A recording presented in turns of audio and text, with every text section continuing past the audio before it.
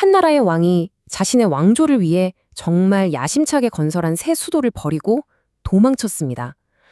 오늘 이야기는 바로 조선의 두 번째 왕 정종과 그의 동생이자 훗날 피해 군주가 되는 이방원, 이 두 형제의 아주 피비린내 나는 이야기입니다. 이방원의 이 한마디가 모든 걸 말해주죠. 한 나라의 미래, 그 희망을 상징해야 할 새로운 수도 한양이 그에게는 희망이 아니라 정말 씻을 수 없는 트라우마의 장소였던 겁니다. 자, 바로 이 질문이 오늘 이야기의 핵심입니다. 아니 도대체 한양에 무슨 일이 있었길래 왕이 그 옥자마저 버리고 싶을 만큼 그곳을 떠나고 싶어 했을까요? 그 속사정을 한번 깊이 파고 들어보죠. 네, 모든 사건의 시작은 피비린내 나는 왕위 다툼, 바로 제1차 왕자의 난이었습니다. 이 사건이 어떻게 새로운 수도 한양을 그야말로 유령의 도시로 만들었는지 지금부터 살펴보겠습니다. 그 결과는 뭐랄까 정말 충격적입니다. 이방원은 자신의 정적뿐만 아니라 이복 동생들까지 모조리 죽여버리고요. 심지어는 아버지를 왕위에서 강제로 끌어내렸습니다. 그리고 그 자리에 정치적 야심이라고는 전혀 없어 보이는 자기 형, 정종을 일종의 허수아비 왕으로 앉힌 거죠. 이 모든 비극이 어디서 일어났냐고요? 바로 새 수도 한양의 심장부, 경복궁에서였습니다. 자, 이제 이야기는 다음 국면으로 접어듭니다. 전례 없는 결정이었죠. 수도를 이전한다. 즉 한양을 버리고 옛 수도인 개경으로 돌아가려는 이 움직임의 진짜 이유는 대체 무엇이었을까요? 여기서 정말 흥미로운 점은요. 조선왕조실록에 기록된 공식적인 이유가 딱 한 단어, 꺼림칙하다는 거였습니다. 이건 뭐 정치적, 경제적 이유가 아니라 아주 감정적인 표현이잖아요. 국가 기록 스스로가 그 피비린내 나는 사건이 얼마나 큰 정신적 충격이었는지를 인정하고 있는 셈입니다.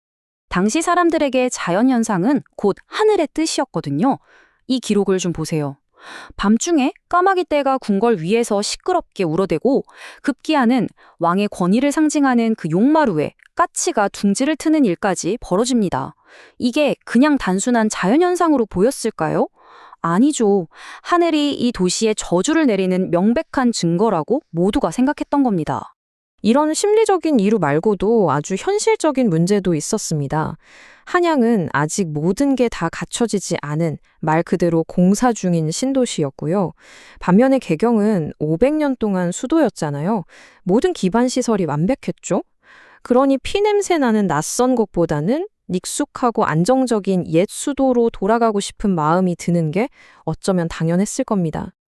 자, 이제 초점을 정종 임금, 바로 그 자신에게 한번 맞춰보죠. 그가 보인 행동들은 정말 나약해서 그런 걸까요? 아니면 그 살벌한 환경에서 살아남기 위한 아주 치밀하게 계산된 연기였을까요? 정종의 생존 전략은 이 표에 아주 잘 드러나 있습니다. 그는 격구, 그러니까 폴로 같은 운동이나 사냥, 온천욕 같은 취미에 푹 빠져 지냈어요. 겉보기엔 그냥 놀기 좋아하는 한량왕 같잖아요. 하지만 이 모든 행동 하나하나가 사실은 나는 정치에 전혀 관심이 없으니 제발 안심해라 하고 그 무섭고 강력한 동생 이방원에게 보내는 아주 치밀한 메시지였던 겁니다. 자, 그럼 이제 관점을 한번 바꿔볼까요? 형이 그렇게 취미 생활에 집중하는 동안 그림자 뒤에 있던 진짜 실권자 이방원은 과연 뭘 하고 있었을까요? 그는 자신의 권력을 완전히 굳히기 위한 아주 거대한 그림을 그리고 있었습니다. 형의 이름 뒤에서 이방원은 정말 무서운 속도로 개혁을 밀어붙입니다. 첫째, 귀족들이 자기들끼리 파벌 만드는 걸 법으로 막아버리고요. 둘째, 그들이 개인적으로 거느리던 군대, 즉 사병을 전부 없애서 군사력을 국가에 귀속시킵니다. 그리고 마지막으로 정부 구조 자체를 뜯어 고쳐서 모든 권력이 왕에게 집중되도록 만들죠. 이게 바로 왕이 되기 위한 그의 아주 치밀하고 대담한 과정이었던 겁니다. 하지만 권력 투쟁은 아직 끝나지 않았습니다. 정말 아이러니하게도 피비린내를 피해서 도망온 안전한 도시 개경에서 또다시 형제 간의 피비린내 나는 싸움이 벌어지고 맙니다.